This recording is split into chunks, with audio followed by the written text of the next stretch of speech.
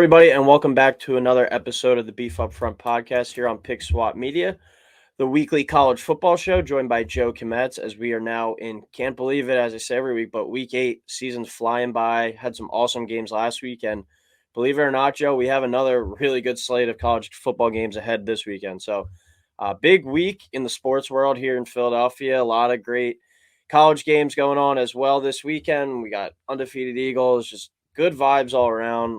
Let's continue the good college games, hopefully as well. But welcome back, Joe. And how are we?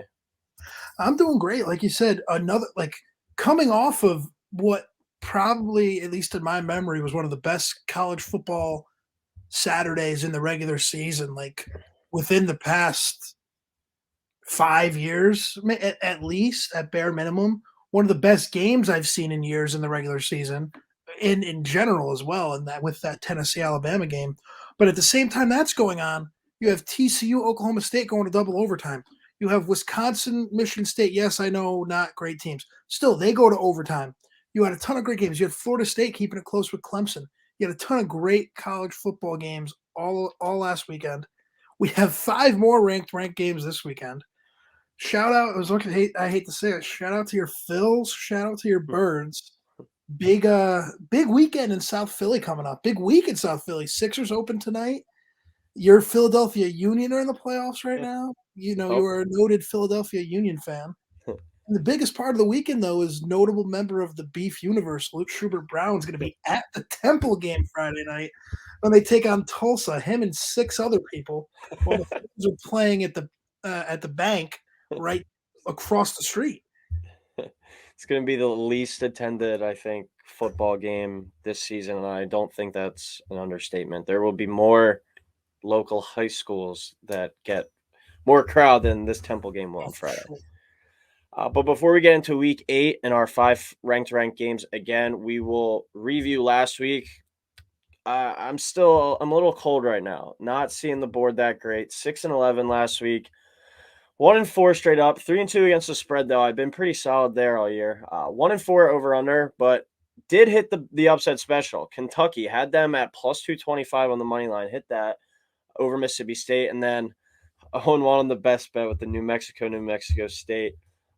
I do want to give myself the pat on the back, though. A few weeks ago, I did say going into that Tennessee LSU game, I said, if you believe in Tennessee, put your money on them now. And here you are. I put $20 on them at plus, I believe, 5,000 it was or something. And that payout's like $720. So if they wind up winning the national title, that was a good investment back then. Those odds, I think, were cut in half after the Alabama win. Toughest game on their schedule left is Georgia, as we know, before they would ultimately reach the SEC title game potentially. But still, that's where I'll give myself a pat on the back and kind of excuse myself for some of these bad picks recently. But that pushes my record to the year to 62, 71, and 1. Joe, you had a reminds me. You had a good week as always. You went 10-7, 3-2 straight up, 4-1 against the spread, 3-2 over under. 0-1 on your upset with Florida State losing to Clemson. That was a pretty close game, though. And then you did hit your best bet with Kentucky plus 7. So we both hit on Kentucky, a 10-7 week. That pushes your record to the year to 73, 60, and 1. So you're dominating right now. I need to play some catch up over these next few weeks, but let's keep it rolling here. ACC, noon kickoff. We have number 14 Syracuse coming off last week's win over NC State, at number 5 Clemson coming off a win over Florida State. Noon kickoff on ABC. Clemson minus 13 in this one, over under 51. Thoughts on this game, Joe? This game forever is like, at least since Syracuse got that first upset at the Dome. What was that, like 2016, 2017 maybe? I'm forgetting. I think it's 2017. Our senior year of high school, I believe, was when they upset Clemson at home. Ever since then, this has just been a very weird series. Like, Syracuse always hangs in tough with Clemson, even when they have no business doing that. Like last year when Syracuse was like 2-10, I think they only lost by a touchdown to Clemson. You know, they always keep it close. They had that game a couple years ago where I think Trevor Lawrence had to come out for a couple plays, or he got hurt for the rest of the game. And then they ended up, Clemson marches down the field at the end of the game, scores a game-winning touchdown against Syracuse. This is always just a weird game, close game. That's why I have Clemson winning the game 35-24 at home, but I think Syracuse covers that 13-point spread. I'm taking the over 51, even though not that confident in the over. I will admit that. But this is another reason why college football is awesome. Like you and I, if we said at the beginning of the season that Syracuse would be 6-0, we would have been laughed at. Like, no, there's no way. Now all of a sudden they're 14th in the country, and if they do pull off the unthinkable, all of a sudden Syracuse is leading their division with, I believe, they really only have Wake Forest left in terms of teams in the ACC. Like they have a road game at Wake Forest, I believe. Um, so they would be kind of in the driver's seat in the ACC Atlantic if they could somehow pull this off. Which I always root for the underdog. I think that'd be fantastic. But I just don't see it happening here. Or Clemson rather, just too many weapons at home. I think they'll get it done late. Yeah, I would like if we got like a Syracuse, TCU, Tennessee, and like UCLA college football playoff this year. Something wild like that would be funny. I'm going to take Clemson in this one as well. I'm going to take them to cover and the under to hit. So Clemson 31, Syracuse 16. So minus 13, under 51. Syracuse able to take down a ranked team last week in NC State, but Devin Leary was out. So not really buying too much into that one. And this week they got Clemson, obviously the biggest game of their season. I'm not expecting them to win. I don't think anybody is really counting on Syracuse to win this one, but if they can cover this game and keep it close, keep it respectable, I think that's a win. And I would be very impressed if they can keep it like under 10 in this one. But we're in the second half of October, and you're already bowl eligible if you're Syracuse. That's a major improvement over these last few years. I think anything more is kind of just a bonus at this point. Like what we were saying last week, like if they maybe go on a skid to end the season, finish 8-4, 9-3, that's still a really good year for a Syracuse football program. I think this one's going to be rough, though. I was looking at a mock draft this morning, top 10 picks, 3 in a row were Clemson defensive linemen. This is like the first time all year that Clemson defensive line is fully healthy, and they're only allowing 82.7 rushing yards per game to begin with. Now with 3, 4, 5 first-round picks probably on that defense, they're going to be even scarier. The Syracuse offense lives and dies with Sean Tucker out of the backfield, so I think Clemson just going to really sell out to neutralize him in this one. If this was an 8 o'clock game, I'd probably pick Clemson to win by 3 touchdowns. But with it being a noon kickoff, I think Syracuse is able to, keep it kind of close, keep it pretty competitive. But Clemson still covers at the end. So I like Clemson minus 13 and under 51 there. Second game of the week, the one I'm looking forward to the most, Pac-12 football here. Now, number 9, UCLA at number 10, Oregon. 3:30 on Fox, Oregon minus 6. Over under a big number here, 70.5. I almost broke my one rule, and my one rule is to always bet against Bo Nix. And I almost went against that. I was sitting here looking at this game, and I was thinking Oregon at home minus 6 is a bit much, but I think Oregon at home is gonna, could get the win. But I can't do it. I can never bet on Bo Nix. I was a big DTR guy, always have been, and then I picked against UCLA a couple weeks ago when they played Utah, and that bit me in the ass. So now I'm going with DTR, Chip Kelly, UCLA. The Bruins are going to win this game 45-38. I think this is going to be an amazing game, Coyle. You said it. This is, in my opinion, the best game of the weekend. Go in there. A lot of people, like a lot of media members, are going there. I think Josh Pate for a late kick. His show's going there for the game. This is just going to be such a fantastic game. And the Pac-12 still has life. I know USC lost, but that's just such a Utah spot to come out and win. They're like the Oklahoma State of the Pac-12. USC is sitting there looking at this game like kind of having their fingers crossed that UCLA wins. I think the Pac-12 would rather have UCLA win because at the end of the day, even though I think if Oregon and Georgia played again, it wouldn't be as bad as that 49-3 debacle on Labor Day weekend. That's still sitting there on the resume if Georgia's in the playoff. Like, well, why are we going to have them get in if whoever's the 5 seed, and they're like it's a resume comparison. That being said, though, I think DTR is a legit Heisman candidate. I think winning this game is going to kind of put him in that same era as Hendon Hooker, who I believe is leading after that Alabama game. I kind of think it's like Hendon Hooker and Blake Corum right now, because Bryce Young, Caleb Williams both have losses that can change as the season goes on. But that being said, I think DTR is going to kind of have the game that people were expecting him to have over these past 3 seasons. Yeah, it's going to be tough to top that Alabama-Tennessee game from last week for probably the rest of the season. But I think if any game could do that, or at least compete like with as exciting of a game, it could be this one. But like you were saying, Joe, about Georgia and Oregon at the beginning of the year, I think major shout out to Oregon turning their season around because getting throttled like that in week one, it's kind of one of those things where like, wow, like maybe we suck, like just kind of roll over. But they really found a way to kind of rally the troops, and they're back here in the driver's seat with a chance to go back to the Pac-12 title again. If they win this, they should be undefeated going into the Utah game, which is the second last game of the season. And same thing with UCLA. If they win, they should be able to coast to an undefeated matchup against USC. So big game here really is an understatement. Oregon's offense under Bo Nix, though, has been really good this year. I bet it pains you to see that, Joe, but those are the numbers.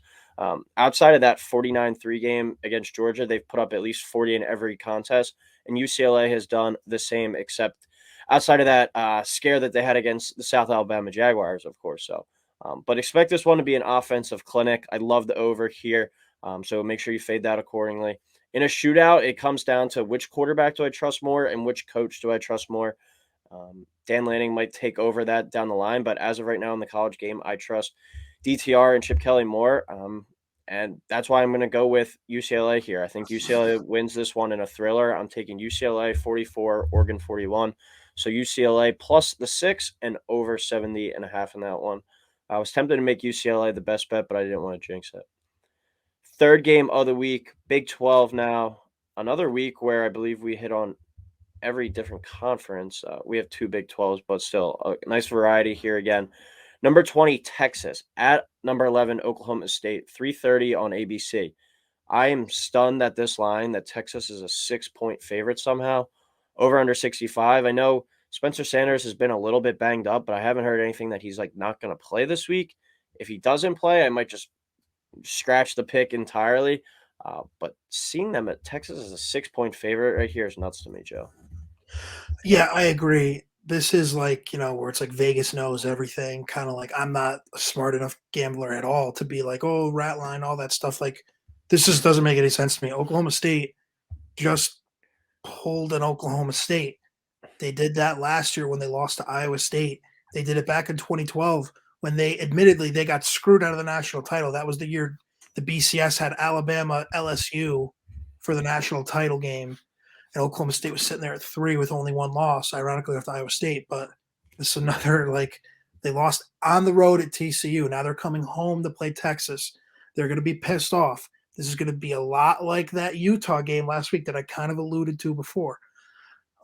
Spencer Sanders still balling out. I know Quinn Ewers is back, and for a second, when Quinn Ewers came back, I was like, oh no, we got to watch out for Texas. Texas barely got by Iowa State, who is not that great of a football team this year, and Texas was at home as well. They kind of needed to get bailed out by a couple calls too. I saw on Twitter there's a couple of questionable calls late in that game where they kind of got the benefit of the doubt. That being said, Oklahoma State is not Oklahoma. Texas needs to get ready for that. And the one thing, Oklahoma State's two biggest enemies right now are Oklahoma and Texas for leaving them behind in the Big 12.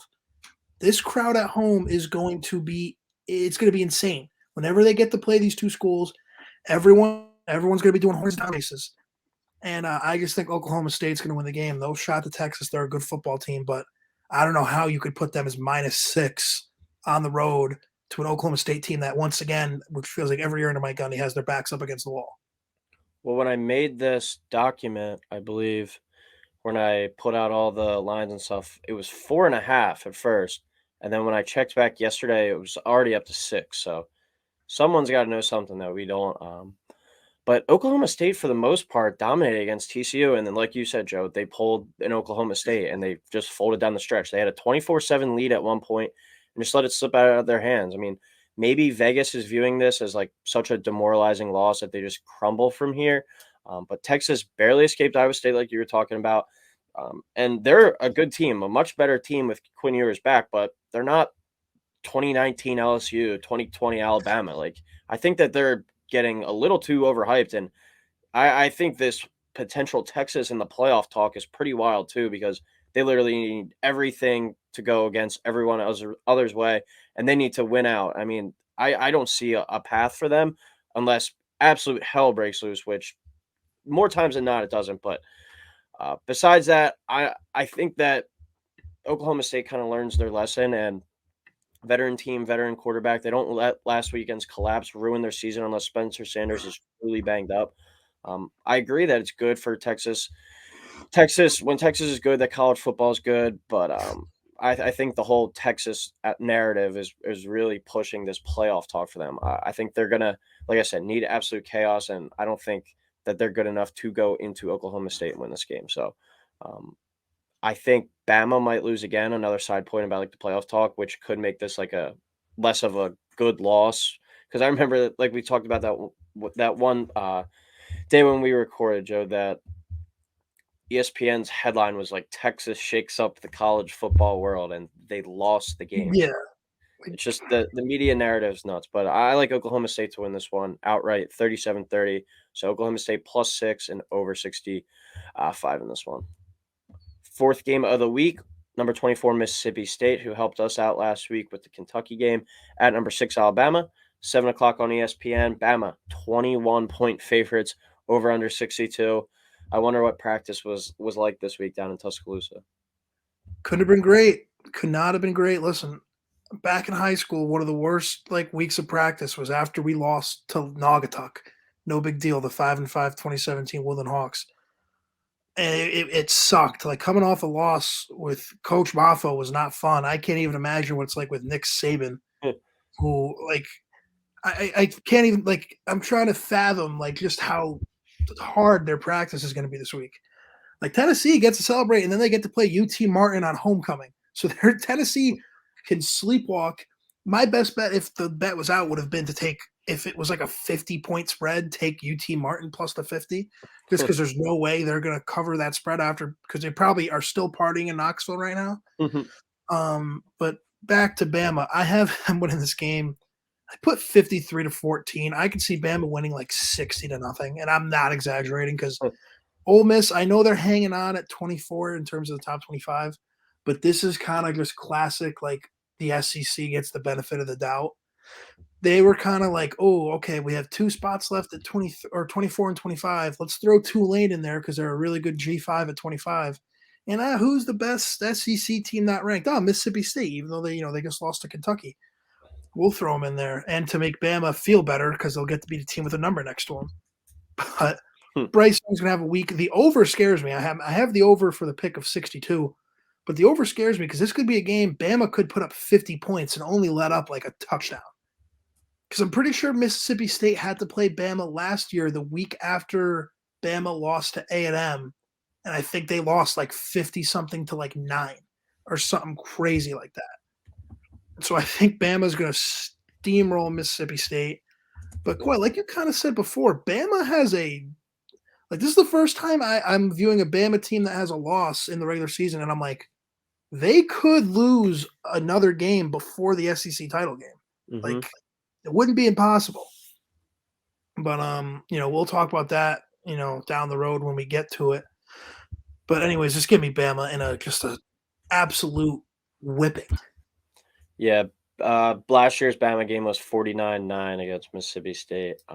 That 21-point line is a big number for a ranked game, but I agree wholeheartedly here with you, Joe. I like Bama 48, Mississippi State 24, Bama minus 21 over 62. Touched on this a little bit, but glad we both kind of pointed out last week that Mississippi State is a bit fraudulent. I think they've been a bit overhyped.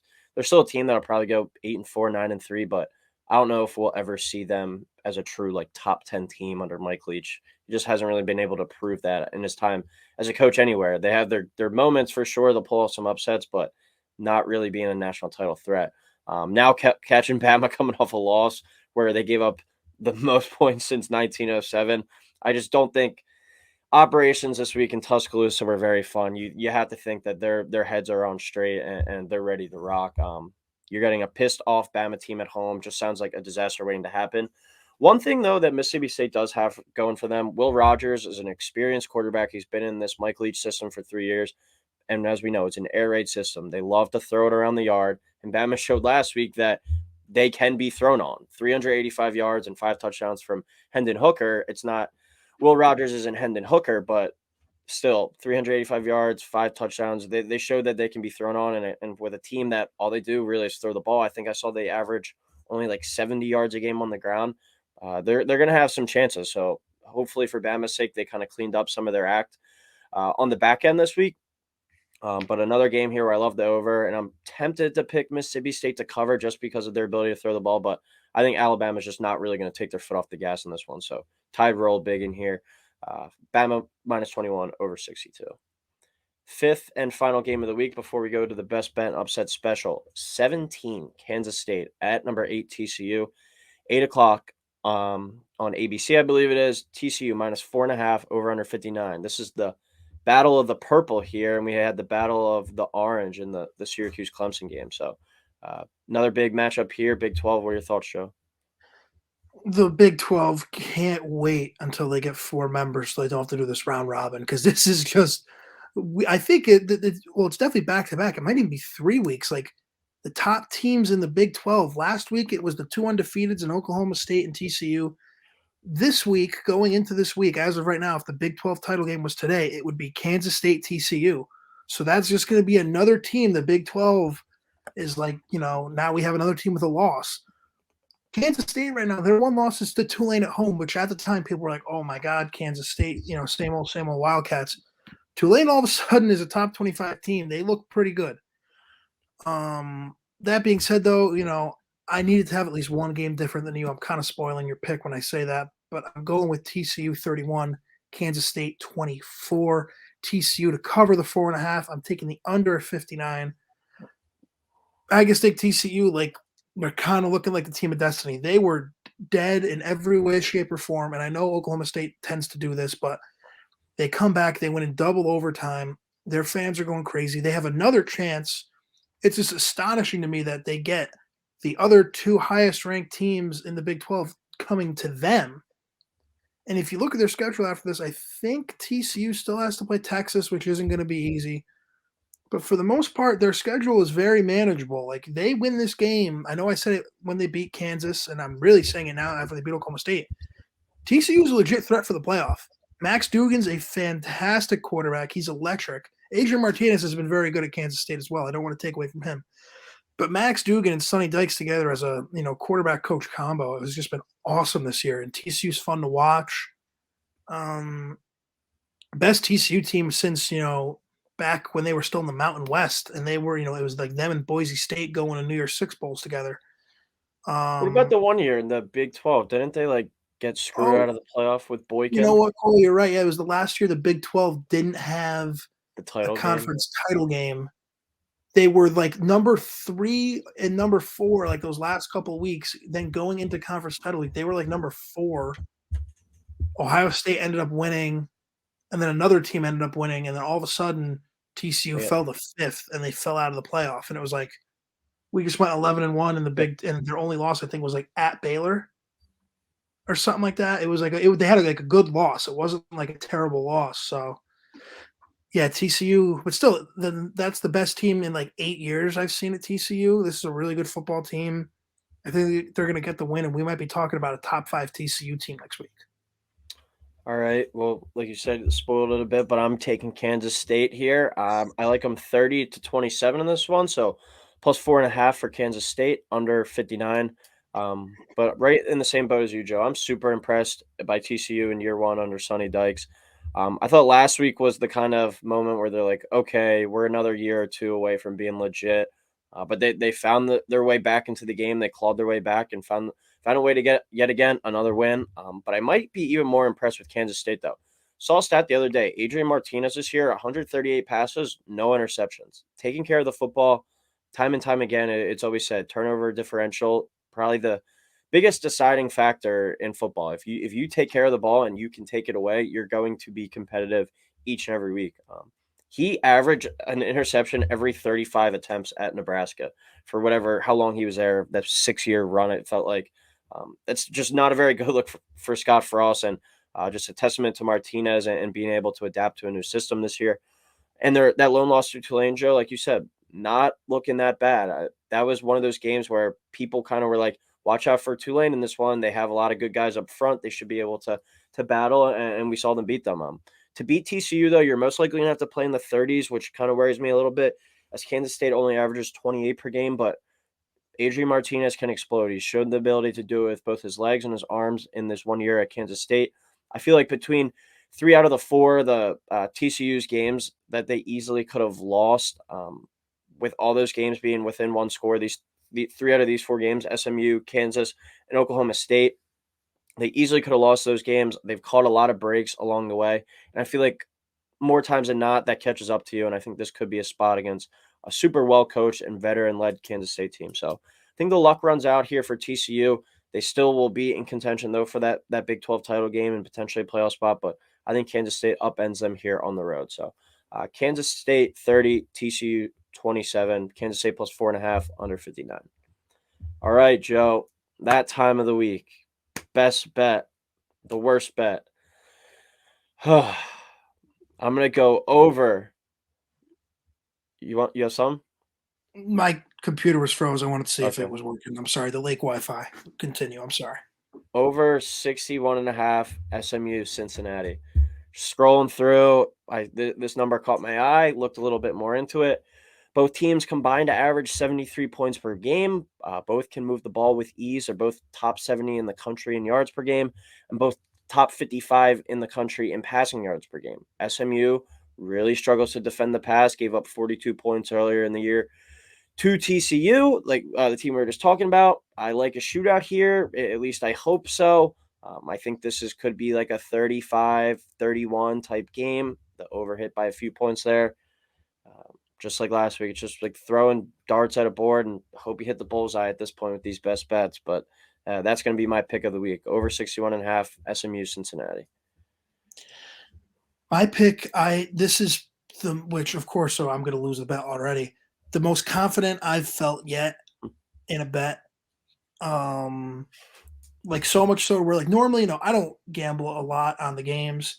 I've been in field work, so not many opportunities to actually be earning money lately. So I bet, I put $10 on my best bet, and then I'll do like a couple games and I'll put $5 on a game. I'm so confident in this bet. I've already placed the bet. It's Penn State minus 4.5, whiteout game against Minnesota. Penn State coming off an embarrassing loss. James Franklin embarrassed yet again. They get to come home to a whiteout game against the Golden Gophers. I get that Fox has, the contract to Big Noon kickoff, so they made the Penn State-Ohio State game a noon game. But the fact that, it's almost disrespectful to the whiteout that it's the Minnesota. But regardless, Penn State's going to be fired up. They always are when the whiteout game comes around. Minnesota, who I had as my sleeper team in the beginning of the year, which is, seeing them lose to Illinois, with the fact that we may have to talk about Illinois eventually as a playoff contender, just makes me want to barf. But Minnesota kind of looking like they're reeling a bit.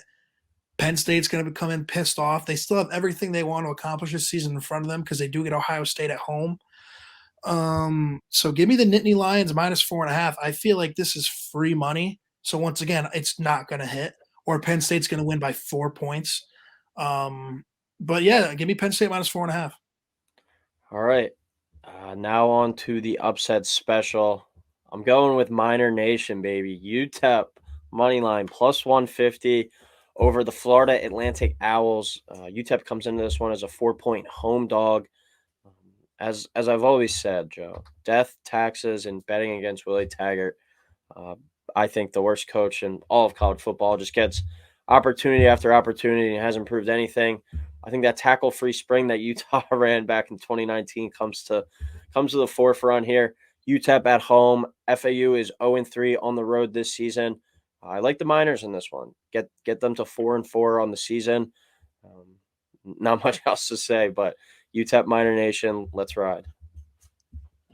Let me tell you something. My upset pick, I'm also in the CUSA. This is some legitimate plug your nose, some sickos committee, some perverted stuff, this bet. I think you're on crack for this one. FIU plus 470 on the money line, plus 14.5 spread. They're at Charlotte. Yes, FIU I am picking as my upset pick on the road. Both teams are abysmally bad. FIU is I think 2-5, 2-6. Their only 2 wins are against Bryant, which is an FCS team that they needed a game-winning 2-point conversion, and at New Mexico State, who is, another favorite of the Sickos committee. And, we had him last week in the battle for the land of the enchantment. Just a terrible loss for that over. But but Charlotte, their only win is a 43-42 win against Georgia State, and they have a 42-16 loss to an FCS school on their resume. Charlotte, listen, I know money line is crazy that I would pick this as my upset pick, but plus Charlotte shouldn't be favored by 14.5 against Air. That's crazy. I saw when I was scrolling through my upsets, I saw Charlotte minus 14.5. I was just like, no, I can't stand for that. This is my line in the stand game. I'm going to take FIU plus 14.5. I'm going to sprinkle them on the money line as well, just because Charlotte does not deserve to be favored by 14.5. Now, that being said, they'll probably win by 50. I'll look like an idiot, but I look like an idiot all the time, so I'm okay with that. I think you have to do a parlay this weekend of our four picks, best bets as well as upset special. That would be I'll plug nice. in right now. Let's see what the odds are. That'll be fun. A $5 payout. Look, put those into the system. We'll plug this in. This is great. Great podcast and great showmanship. As I'm going to be on my phone. This is going to be a catastrophe.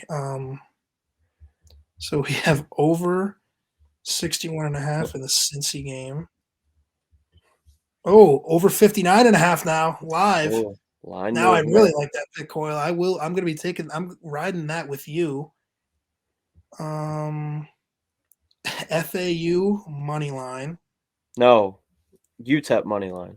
Or FIU. I'm sorry. It just came up. What time is that game at, Coyle? I'm looking through right now. I can't find the game. That screams a 3:30 kickoff. That's the FIU game. Of course. We'll keep hunting. We'll find it. We'll get there. Please let it be a night game. Oh, no, 4 o'clock on the dot, of course. On ESPN Plus. 158. And Penn State minus 4.5.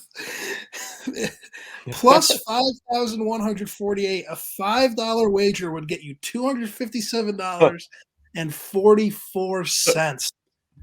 That's incredible. Lock it in. That's fantastic. Oh my gosh. All right, that's the Beef Up Front parlay of the week. I will be posting that on Instagram as well. But any last second comments, Joe, before we head out? I don't think I can top that, what we just did. So let's just end with that. All right, let's go Phillies.